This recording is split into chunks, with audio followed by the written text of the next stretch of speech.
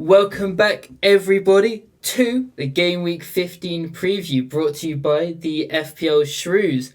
However, we have a special guest, but he's not really a special guest. He is the newest member of the FPL Shrews channel. Yeah. Welcome, Callum. I'll give you a little round of applause. Unfortunately, Luke cannot be with us today, so it's quite fortunate that we have a new member of the channel, as I'm not talking to myself again like I was last week for the Game Week preview, which is it's lovely to talk to someone else rather than stare at a blank screen. But yes, you are new to the channel. You'll be helping us with the shorts most importantly, but also ideas. Come along, chatting some absolute nonsense with us on the previews and whatever else we decide to do. So welcome. Let's get into this video. So we're going to talk through some winners and losers. We're going to talk through captaincy for Game Week 15, and we're going to name some differentials, which I am slowly beginning to build up the points that me and Luke and Callum, when you were doing the previews with us, the points we got from our differentials. So in a couple videos time, I might have a full spreadsheet of the points eventually. Is the aim. So let's get into some Game Week 14 winners and losers. I will just start this by saying we're recording this on the Thursday before the Man United Wolves game has started. So, oh, is it? Oh, sorry, Man U Wolves. I'm already Don't compare us to Wolves. I'm already going forward. I'm already thinking ahead to the Wolves Man U game now. Yeah, sorry, the Man U West Ham game. So that is why we probably won't be mentioning any winners or losers from that game. I can only assume. I haven't. I don't know about you. No, I haven't. Okay, well, there we go. So, would you like to tell me first about your winner from Game Week 14? Who has done the best in your eyes from an FPL standpoint this week? Well, it's obviously you can start by looking at Man City, but I think yes, they played well attacking, so you can look at like Haaland, but you look at Foden. But I'm going to stay away from Man City just because they conceded the 4 goals, 5-4. So I'm going to stay away from that. I think the way you want to look at it is the actual winners were the Palace defenders, to be honest. That is very true. Like he was in my team. I think in the end he got the 3 bonus points. He picked up the assist and he got Defcon as well. 14 points was it in the end? He ended up with Munoz got 12 points. Richards got 9 points, and then I don't know who the other defender is, but he got at least 6 points as well for that. And you look at Dean Henderson got a save point as well, so he got 7 in the end. So yeah, I think overall, I mean, you look at that Burnley team as well, and it's like you could predict that Crystal Palace are likely to keep a clean sheet, but having just 1 goal scored and it's 2 defenders that contributed to that goal, it's a bit, Mateta owner's not happy, Oh, mate, every game week Mateta scores. Mateta has a shot on target save. It's like it's biblical how it happens. It's insane. But no, I really, those Crystal Palace fans. I had Richards, but watching managers like you and Luke have, you had Gahey, Luke had Munoz. It felt like a double blow when I saw that goal. I was in tears. I can't lie. Yes. Well, I decided to look at Man City's attack. I know their defense. Boring, mate. I know their defense wasn't too good, but I think for me, a player has risen from the ashes in the past couple of weeks, and I think he does deserve his flowers, and that is Philip Foden. 2 goals on the weekend, bonus points galore, and 15 points I think in the end. Like, especially after following up another, I'm not sure it was 15, but another high scoring week last week as well. That man is on high form, and I'm sure we'll discuss him a bit in this preview, whether we're talking about captaincy or anything else in terms of that. But yeah, just a great score and just fair play. They did almost lose, but I mean, thanks to Foden, they managed to avoid it just about. Yeah. Okay, let's talk. Let's. We're gonna go a bit sadder now. We're gonna go to the losers of FPL. Who did you find that when we talk losers? I'm thinking players that are unlucky to they've managed to dodge points. They've not played how they normally play. Things like that. So who've you spotted this week that isn't doing what you thought they'd do? Well, so basically, on my end, we're going from one good defence for the week to one woeful defensive performance from Chelsea Football Club. Oh Okay. yes, that a very recent one as well. Just happened last night as well. I agree. Yeah. Uh, I think of it. I think losing to Leeds. That is, especially when you're looking at Leeds who are in a relegation battle, and you look at Chelsea who's fighting for the Premier League title. I mean, It that is losing 3-1 is woeful and they defending. coming off of beating Barcelona, drawing to Arsenal, and then losing to Yeah. Leeds is just it's Yeah. a very topsy turvy Premier League at the moment. I feel like. Yeah. So yeah, Chelsea defenders. Yeah, that's my answer. And they brought it upon themselves. That third goal was horrendous defending from Gusto, and I think was it Chalobah just got brought on the pitch and got tackled immediately and conceded. Yeah. So Yeah, a bit woeful there really.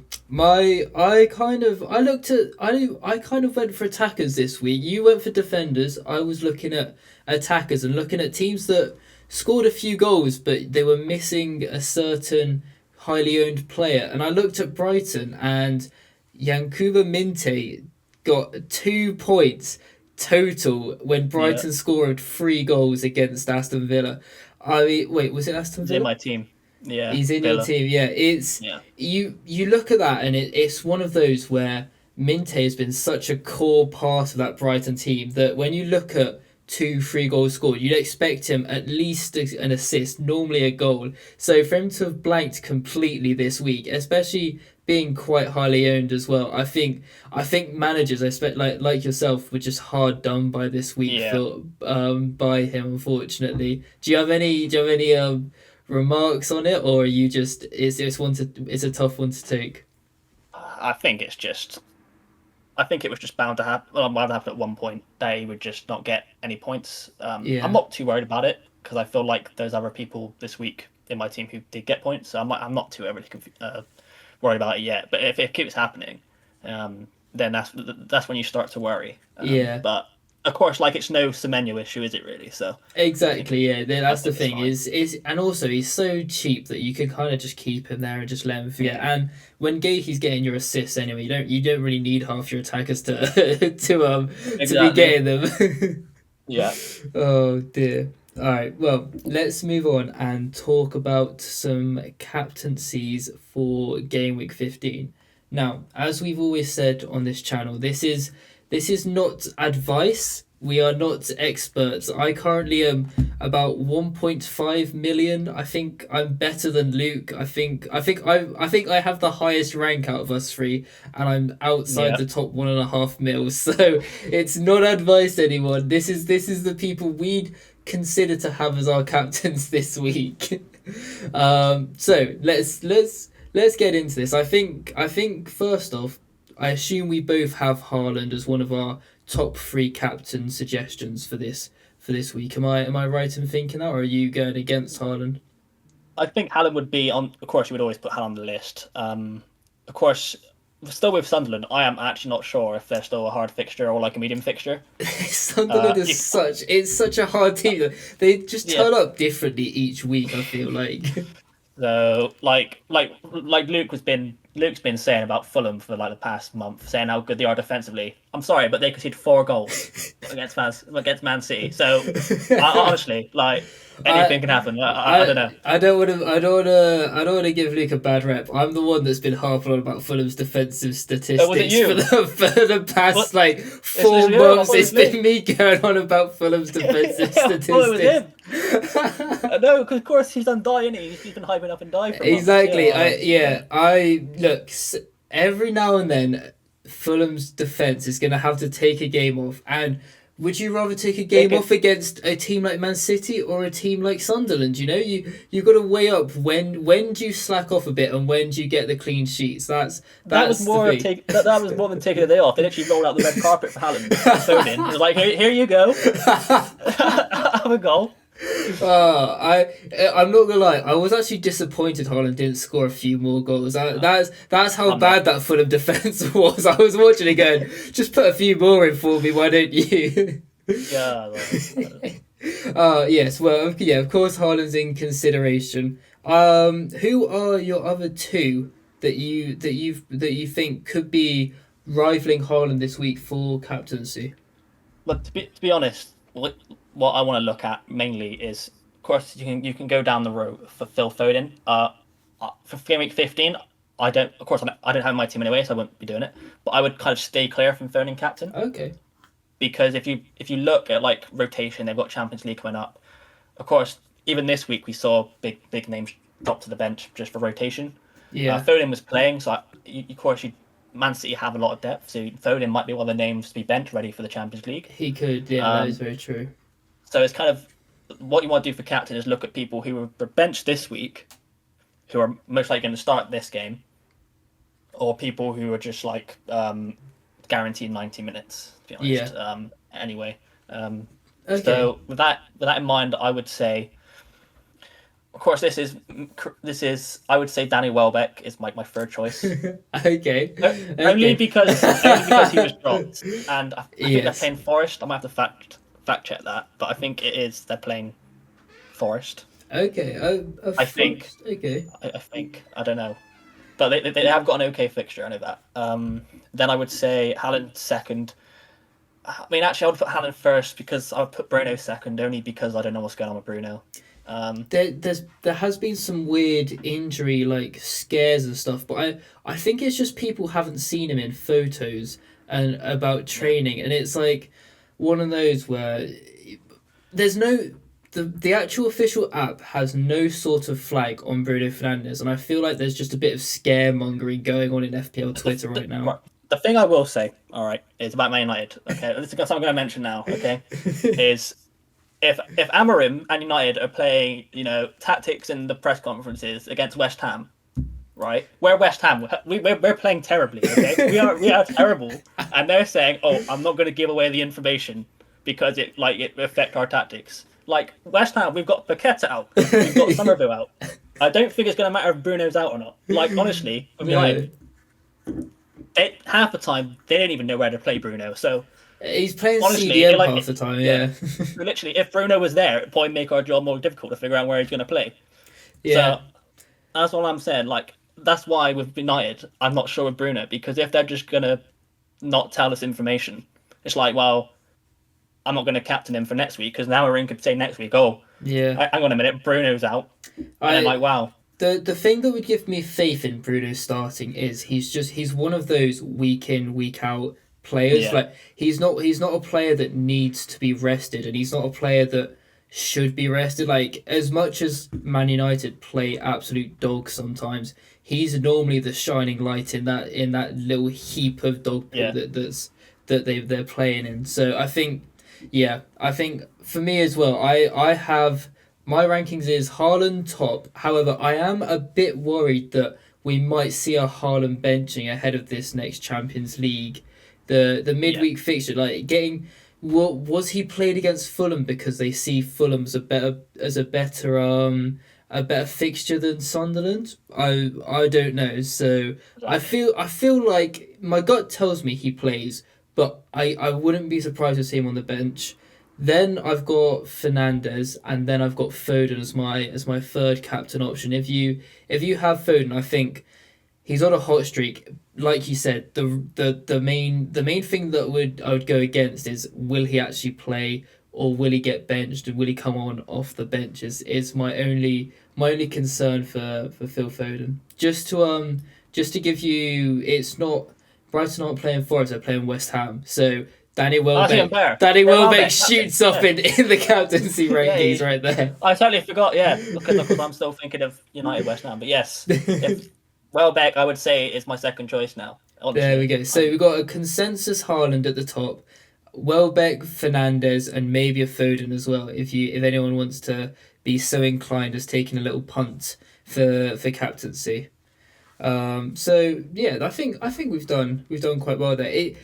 These when there's midweek games, it's so hard to predict players starting, and you've just kind of got to hope and pray that like you put out a full 11 most games, which I was definitely hoping and praying this week when I saw like what four play like Saka, Timber, Thiago all getting benched. I was like, oh, I could be playing Joshua King third on my bench. Might have to come on the pitch right now, which is not what I want to be seeing. Really. Well, that's the thing I was hoping for. I had Grealish third slot on my bench. Oh, Actually, yes, that's reminded me. I would put Grealish in within the biggest wins of the week. Yes, he hasn't been true. playing.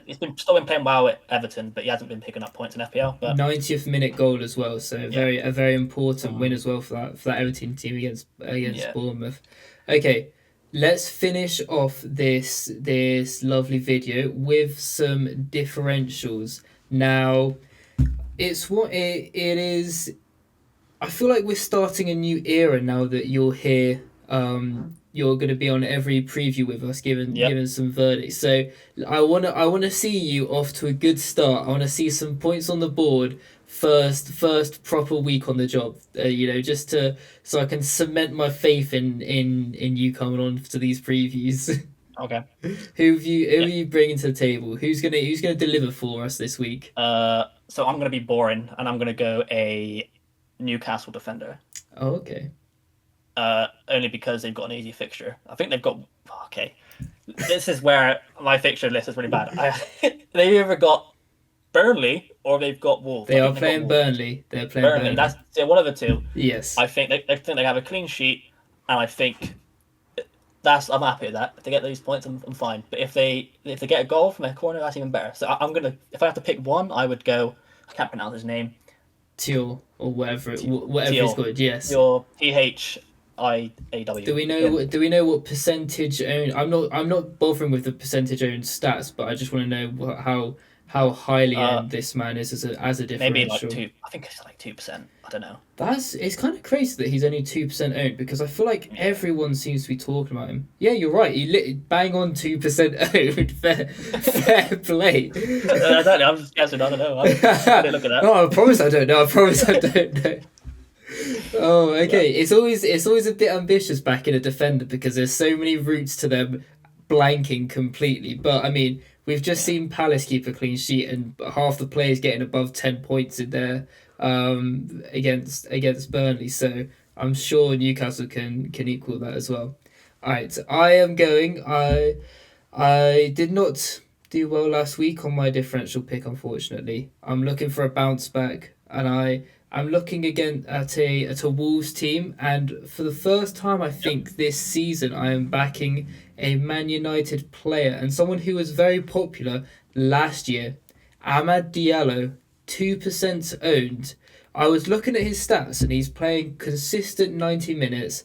He's attacking. We know he can score goals from last season, and I think, again, this is a Wolves team that haven't scored in the last 3 games. They're just conceding goals. Manu hopefully will be creating chances, and I think Diallo can definitely get on the end of some of those goals. Or some of those Bruno Fernandes crosses is what I'm hoping and praying for.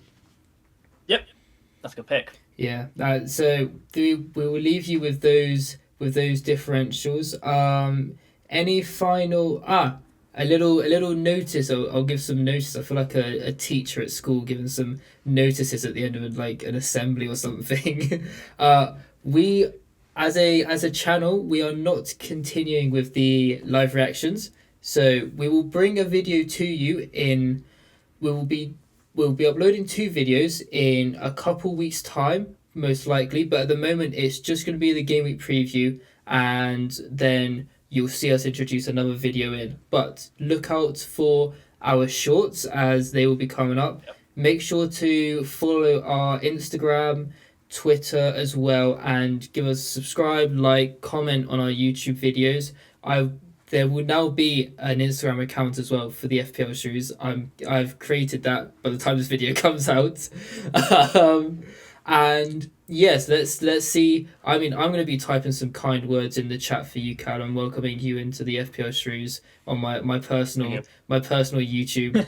Who's the new guy? Who's the hunk? Yeah, that'll be me. That'll be me in the comments. So any final words before game week 15? Any little nuggets of advice or anything like that before we leave them? I would say just wing it. Just wing There it. could be some benching. There could be some other stuff going on, like injuries. So I would say just And don't literally just wing it, basically. yeah, don't That's don't take it too seriously. It'll be the weekend. If a player doesn't play, go out, enjoy the cold winter air, and just embrace nature if you so please. So we'll leave you with that advice, and we will see you all next week for the game week 16 preview. Bye.